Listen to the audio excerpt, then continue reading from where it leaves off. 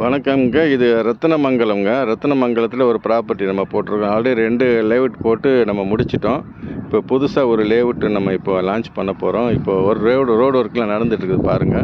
Approved எல்லாம் வந்துடுச்சுங்க. Booking start ஆயிடுச்சுங்க.